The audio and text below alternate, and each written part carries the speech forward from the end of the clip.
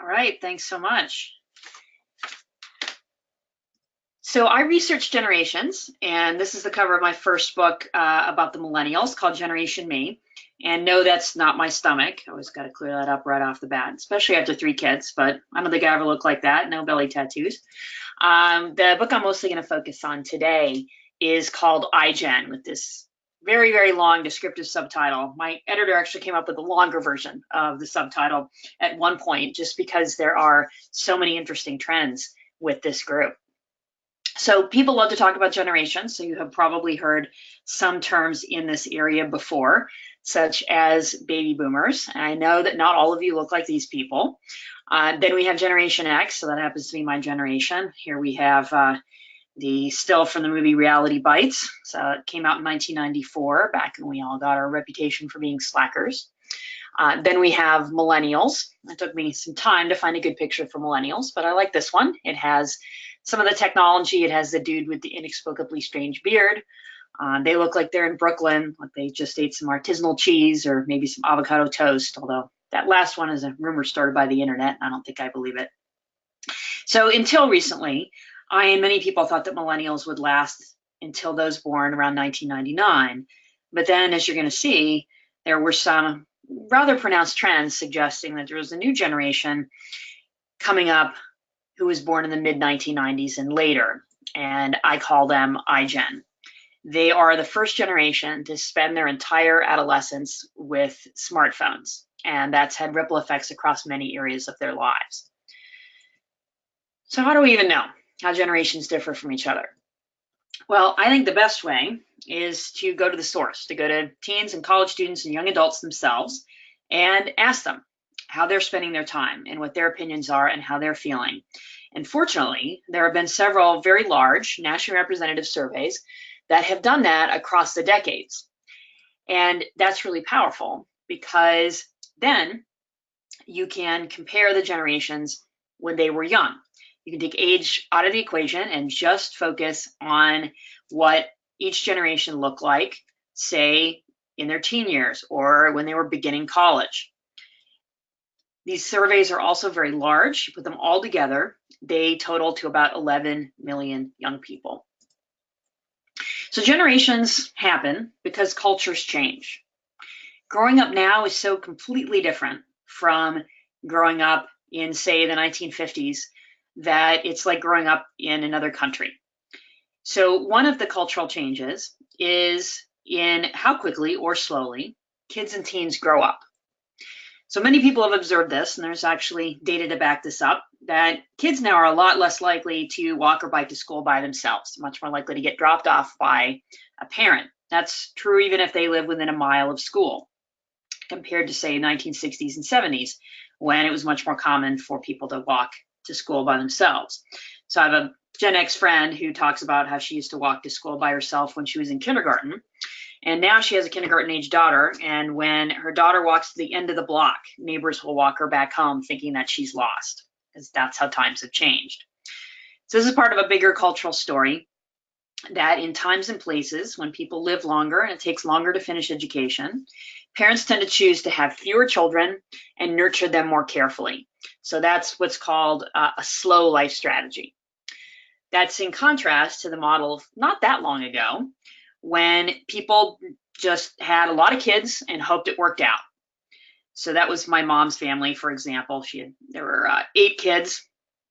My grandparents had 8 kids on a dairy farm in Minnesota. And my uncles tell me these crazy stories about, oh, we went skinny dipping in the river and the neighborhood girls stole our clothes. They tell this story every family reunion. And I finally thought to ask them, well, how old were you when that happened? And one of my uncles said, I don't know, I think it was 8 or 9. I'm thinking, what? Where were your parents? That was my grandparents. Well, they had 7 other children. They were running a dairy farm, and it was 1946. That's how you raise kids then. That's called a fast life strategy. So that happens when healthcare isn't as good and you have a lot of kids and you expect that they're going to be out of the house at 18 and have their own kids soon afterward. Kids learn how to fend for themselves a little bit earlier under that system. So this theory of fast versus slow life strategies explicitly says neither one of these is all bad or all good. They're an adaptation to a particular place and time. And I want you to keep that in mind as I show you some of these trends, because it's very tempting to say, oh, but that's a really good thing, or I don't know, that doesn't look so good because that's not how I was raised. But set that aside for a moment to focus on what does this mean for how quickly or slowly kids and teens are growing up, because that's our focus. So this idea that teens grow up slower kind of challenges a common parental complaint these days, that kids grow up faster than they used to, because parents will say, well, they have access to so much information online, and so they're growing up so fast. But I think that that viewpoint has some nostalgia to it, and has the idea of, oh, when I grew up, it was a much more innocent time. But was it really? Probably not. So, for example, here's some photographic evidence of that. This is a series of photographs from the early 1970s, a roller rink in Florida. If you're a boomer or an Xer, you probably remember hanging out with your friends at the roller rink. Millennials who are listening, you're like, what? Roller what? I have no idea, because by the 90s, that was pretty much out. So, of course, these particular photographs from the early 70s, the first thing you notice is the cool 70s clothes and hair. It's very, very groovy. But what I really noticed when I looked at these photos for the first time was how adult these teens looked. They have the look of people who are making their own decisions. They're probably the wrong decisions. He's smoking, they're all over each other. I don't know about that shirt, a little too groovy. But they have this look of independence to them. So this couple has that.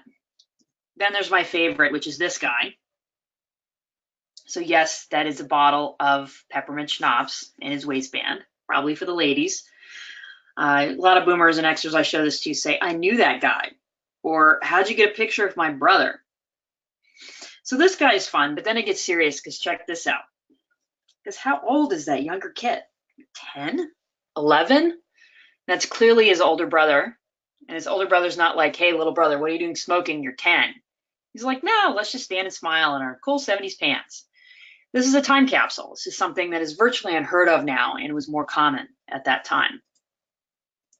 So one way to think about the speed of development is to look at activities like this. These are 4 things that adults do and children don't. So they have historically been milestones of adolescence. So this particular big survey is done in spring of the senior year. So most of these young people are 18, the rest are 17, almost 18. And we can see what percentage have done these adult activities by their high school graduation, which is the numbers across the bottom. So for example, what percentage have their driver's license by 18 or almost 18? Well, it used to be 90%, and now it's less than 70. What about trying alcohol more than a few sips? Used to be almost everybody. Now it hovers just above 60% who have ever tried alcohol in any significant amount by the time they're about ready to graduate from high school. Ever going out on dates has gone way down. They do still call it dating, because I asked them. The early stages of a couple getting to know each other, which my Gen X generation used to call liking, like, ooh, he likes you, they now call talking, which is ironic because it's the only thing they don't do on their phones. But once a couple has talked for a while, they might date, but fewer of them do. And then ever having a paid job during the school year didn't really change consistently until about 2000. Started to go down, really declined with the recession, but then has not really come back, has only creeped up a few percentage points, even as unemployment fell quite a bit after 2010. Teen employment didn't really come back. So another adult activity is having sex, and with all of the information online, like porn, for example, you might think that these numbers would have gone up, but they instead have gone down.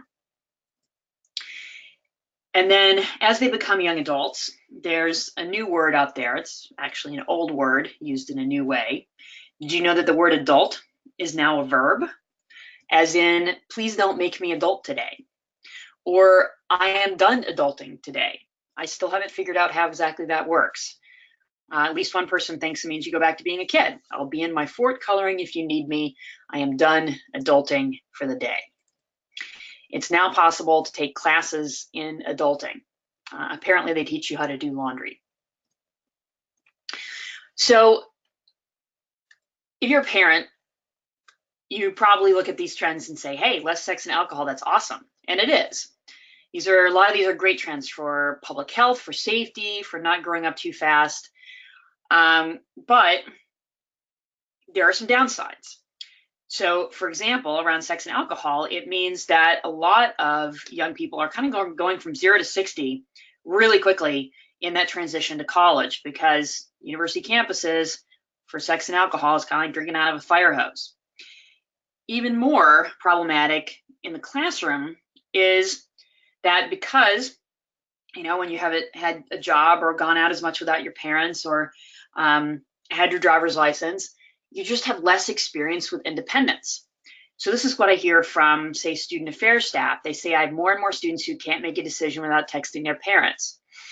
And especially if you teach first-year students, this is something you may have seen more and more. I see this even among upper division students, just less independence. And this is not meant as a criticism at all. It's more in terms of trying to put yourself in their shoes and take their perspective of, can you imagine what it would be like to go out to college when you just haven't had those experiences of making your own decisions and being as independent? It is a tough adjustment to the unstructured environment of college when you haven't had those experiences before. So our job, at least as I often think of it as university faculty members, is we take these high school students and get them ready to have a real job or to go to graduate school, but to be adults. So I think we have to ease them in a little bit more than we used to. And that's going to mean realizing, especially if you teach first-year students, how they're going to come in without as much of this experience. But we have to get them there, because by the time they get to the workplace, they're going to have to be making those decisions and being independent and not relying on their parents anymore. So giving them more independent work, holding them to deadlines. I'm sure there's many ways to apply this generational shift, but kind of think in terms of how we can help these students take responsibility and get them to where they need to be in terms of making decisions and being independent. So the second trend I'll talk about is the one that gives the generation its name, is smartphones, social media, overall digital media, all of the things that they do online. But not just that, also what those activities might have replaced. So we'll start with a look at social media. This is among high school seniors across different demographic groups to see what percentage are on social media sites every day or almost every day. So here's the trend among more advantaged kids and less advantaged kids. You notice there's now no difference. The smartphones really collapsed any internet gap that used to exist by social class. Very similar pattern across racial and ethnic groups. And then where you get a little bit of difference is among young men versus young women. Well, the guys are not off the hook. They are spending their digital media time more on games like Fortnite. If you haven't heard of it, you will. And the girls are a little bit more on social media. But even for the young men, basically across everybody, the trend is the same, that social media went from something that about half of high school seniors are doing every day to something almost all of them were doing every day, especially among girls where the number approaches 90%. So overall, the amount of time that teens spend online has more than doubled since 2006. If you add together the amount of time they say they spend texting, online, and on social media, just through activities and just during leisure time, doesn't count homework, it adds up to 6 hours a day. Other more comprehensive surveys suggest that the number is closer to 8 or even 9 hours a day. That's a lot of time. That leaves less time for other activities. So I wondered first if it had potentially taken the place of face-to-face social interaction. Now, there's been a lot of debate over this. A lot of people have said, no, people who are active on social media and online, they're just as likely to have an active social life offline. But that's because some people are more sociable. That observation doesn't tell us much about how the generation has shifted on average over time. And we can look at that in these large surveys. So one of the most general questions that these surveys ask about face-to-face social interaction is just getting together with your friends informally. And we can see the percentage who did that every day or almost every day across 3 different age groups. So here's 12th graders, the high school seniors. And there's a decline starting around the age of the internet that really accelerates in the age of the smartphone. And even more pronounced for the 10th graders and the 8th graders. There's a very similar pattern for going to parties once a month or more among 12th graders, 10th graders, and 8th graders. And then by the time they get to college, sometimes it ends up looking like this. Even when they do go to a party, they're still on their phones. And I like this because I know an iGen college student made it. What about other types of media? So they are watching a lot of videos online, and thus they're a little less likely to watch TV every day. And that really didn't change until streaming video appeared in the mid-2000s. Very similar for going out to the movies with friends. Blockbuster didn't kill going out to the movies, but streaming video did have its impact. And then most impactful for us as faculty members is the trend in reading books, magazines, or newspapers.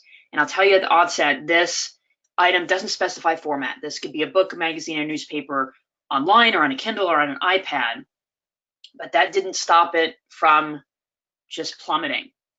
And this is obviously not just due to the internet or smartphones, because the trend has been going on for a while, but young people did used to read. The majority used to read a book, magazine, or newspaper every single day. Used to be at 60%, and now it's only at 16%.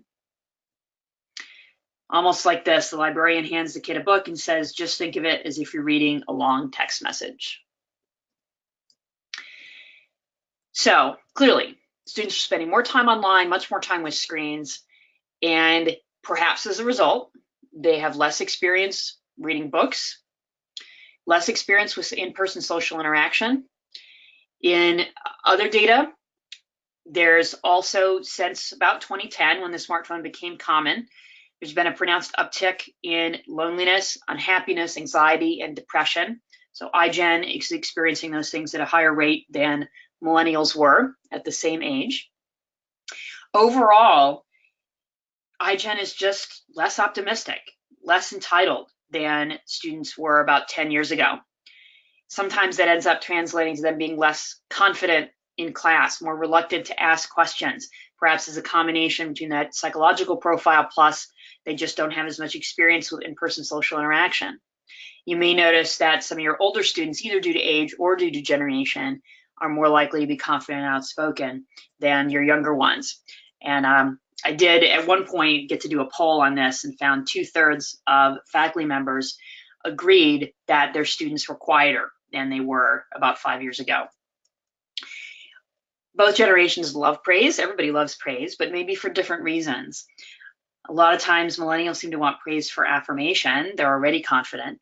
iGen instead often needs it for reassurance because they are not as confident and they have this less optimistic point of view. One thing that is hotly debated is how much technology we want to use in the classroom.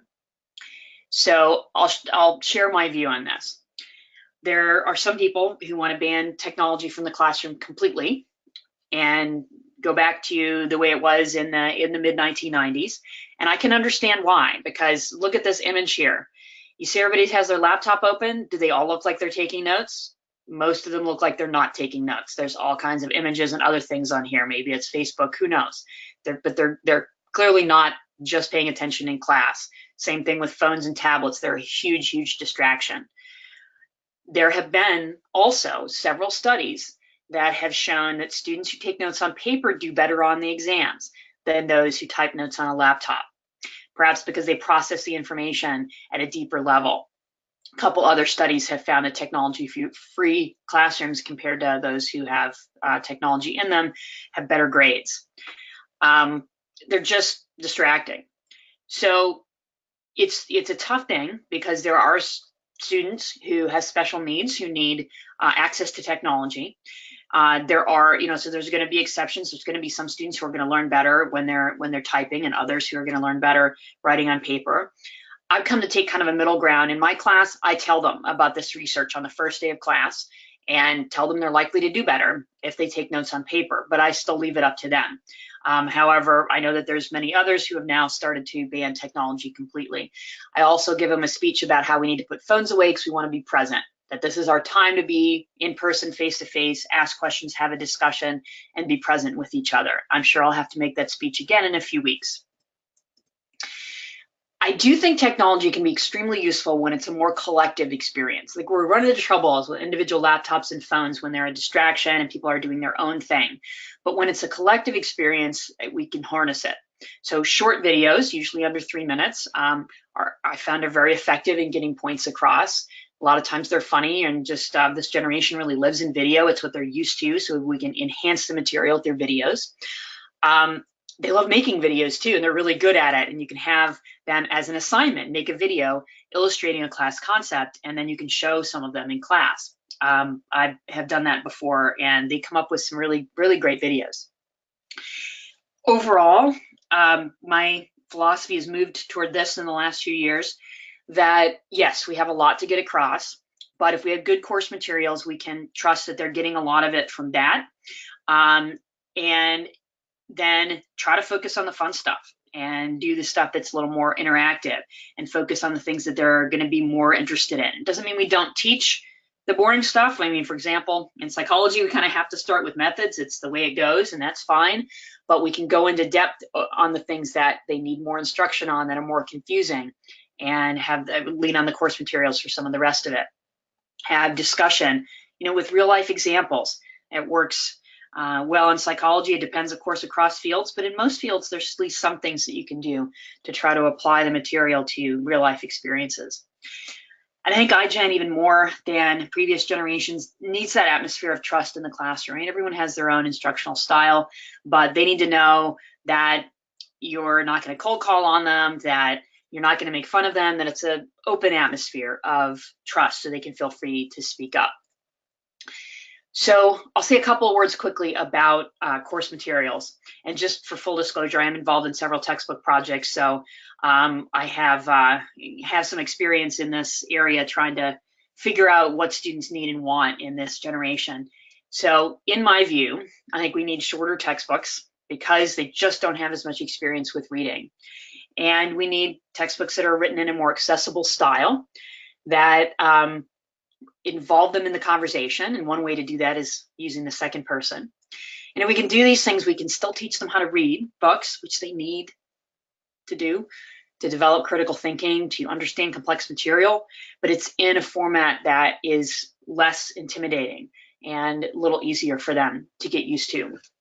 So one thing I think is a great development is a lot of these electronic books that have quizzes with immediate feedback. My students love this, which was kind of a surprise to me.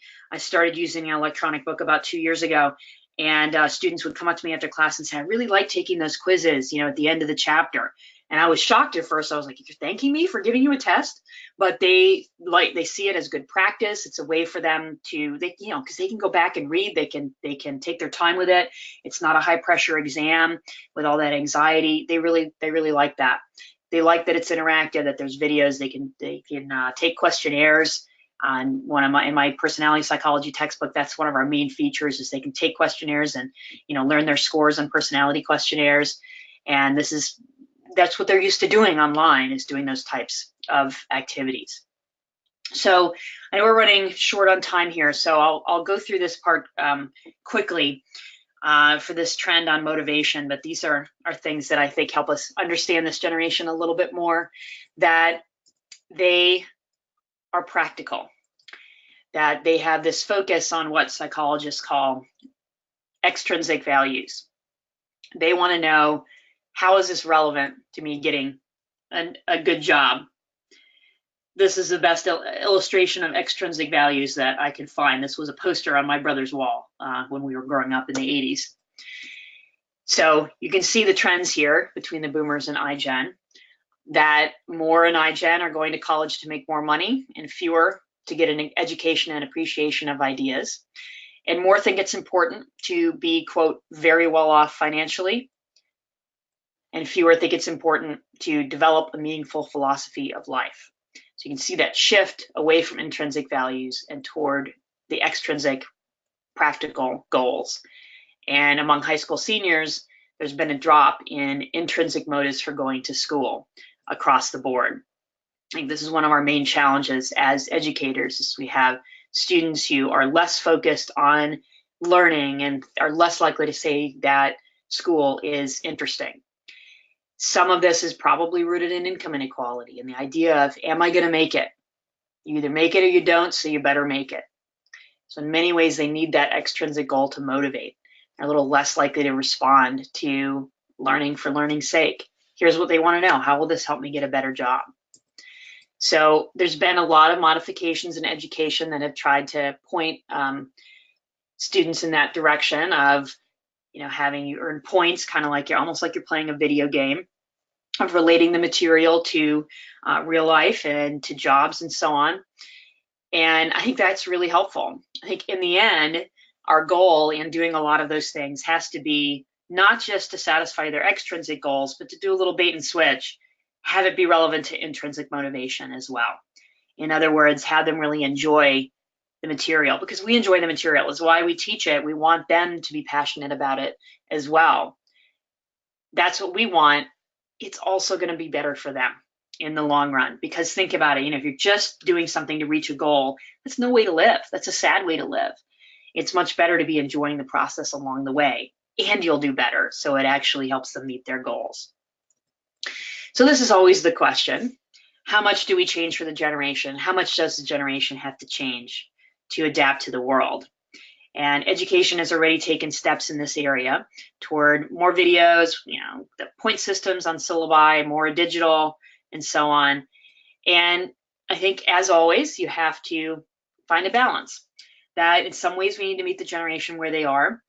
In other ways, we have to think long term, that what they might want in the short term, say, oh, I don't want to read anything, or I just want to meet the goal and pass the class. That's not good long term. It means they won't absorb the material as much. It means they won't learn the critical thinking skills and the material that they need to be successful in the working world. So I think that's the goal we have to have as instructors, is to strike that balance for students between that extrinsic and intrinsic motivation, and between meeting them where they are and giving what they need for long-term success. So I think the instructors who can do that will be the most successful now and in the future. Thank you very much. Thank you so much, Jean. We have a ton of questions rolling in. This one goes back to earlier in your presentation. How are the surveys taken? What is the sample size, and over what areas of the country?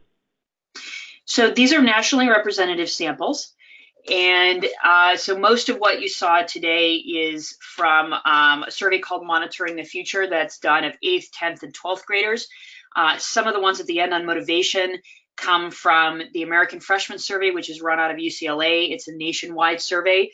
So because they're nationally representative, they include young people from all backgrounds, all races and ethnicities, all areas of the country. They're specifically designed to for the average to reflect the average student in the country. Awesome, thank you. Next comment question here. First of all, Jean, thank you for your work. Instructors are seeing that technology has given iGen many new ways to cheat on their tests and other work, and they are using these methods in record numbers. Can you comment on the role of cheating for this generation? Well, the good news is, at least the data that I have been able to find suggests that cheating is actually a little lower than it was, say, 10 or 15 years ago. Even though there are more methods to do so. I think the key obviously is in just doing the things that have always been, a good idea, using Turnitin for written assignments, making sure you have good proctoring at exams. It is true that there's the potential problem, especially if you have that extrinsic motivation, for there to be more cheating, but the data that I've been able to see, fortunately, suggests that it's not necessarily any worse and maybe even a little better than it used to be. Okay, perfect.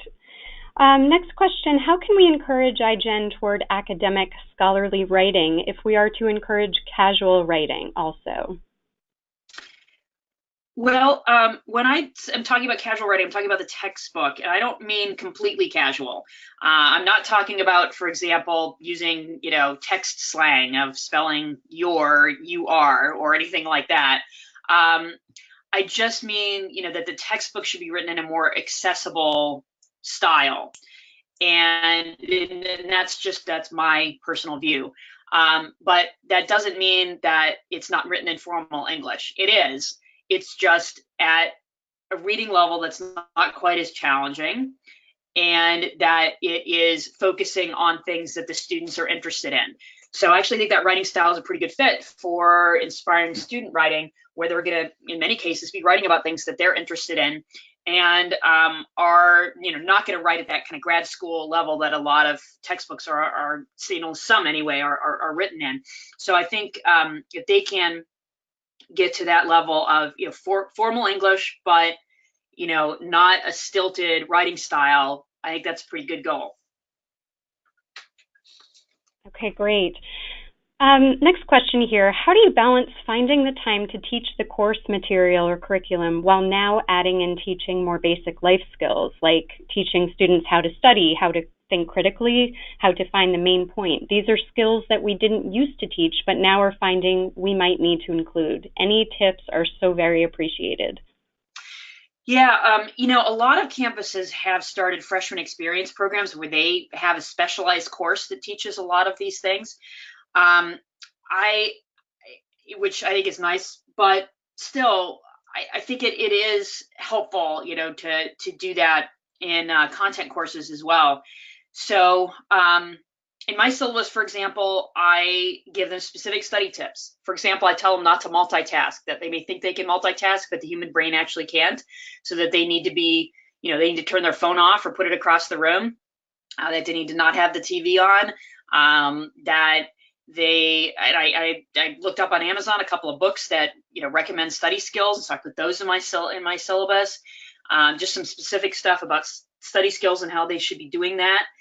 And I think the critical thinking piece, fortunately, in most of our courses is going to come naturally as we discuss the material. So if they're doing the reading and we can do at least some discussion in class, that helps with the critical thinking piece right there. And that is what you want to be doing in class anyway, instead of just lecturing to them, of having more of a discussion, throwing questions out to them and talking about how to apply the material. And those critical thinking skills are going to come from that. Thanks, Jean.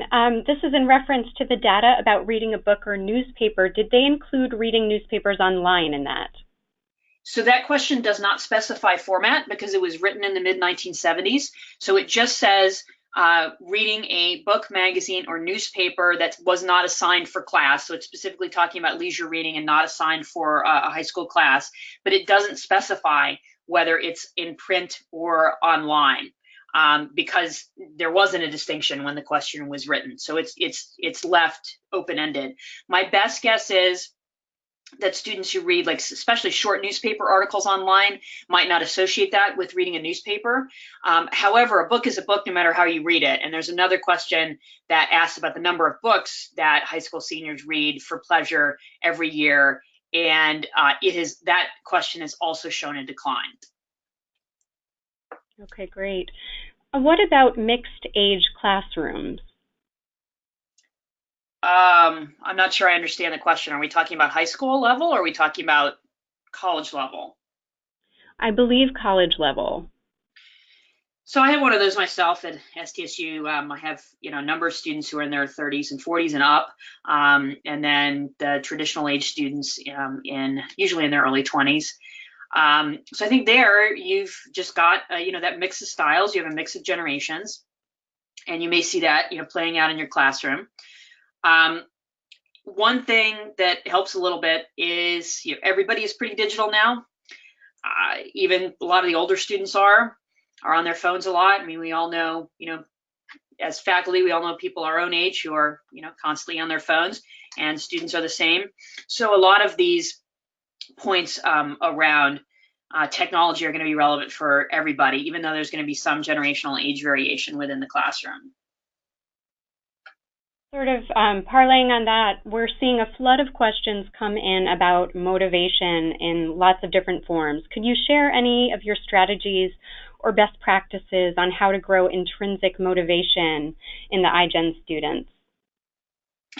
So I think that intrinsic motivation is going to come from these more interactive and discussion oriented things in the classroom. So I teach large lecture classes. It's challenging to try to do that, but it still can be done. I mean, I do sometimes, I do think it's a little easier in the smaller classes where you can have them get together and do, presentations or skits or, present things.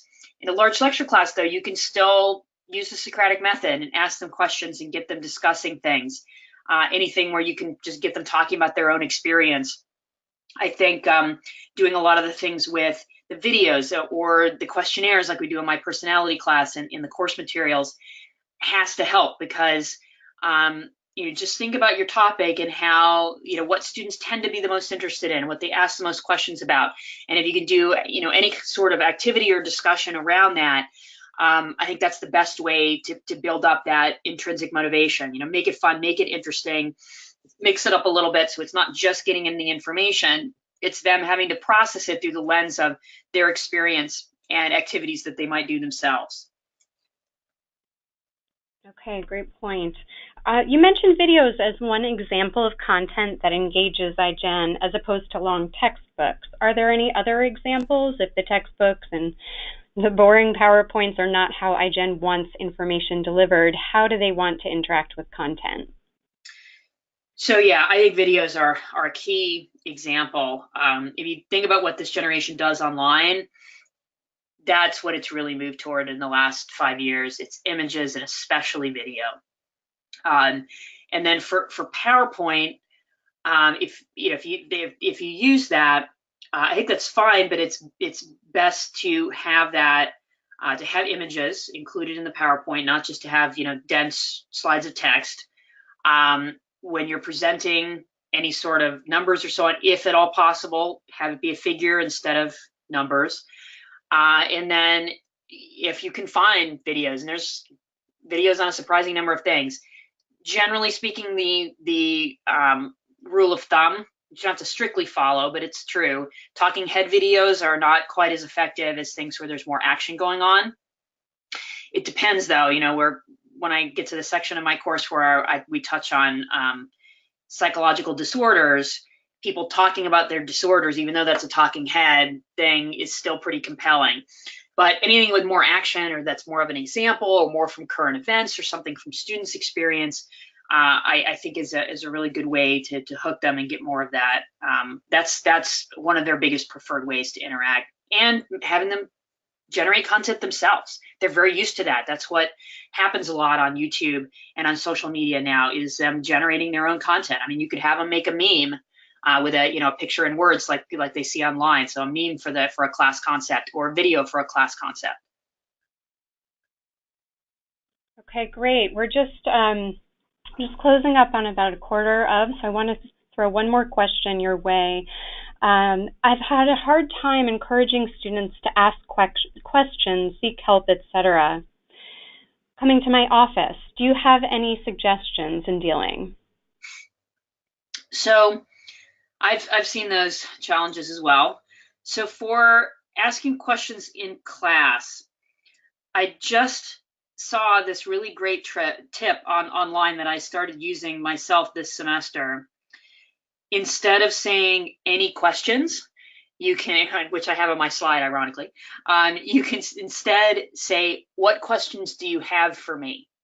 I thought that was a really great tip, and I started trying it out, and I think that's encourage students to raise their hand. It's basically saying, I know you're going to have questions, so what are they?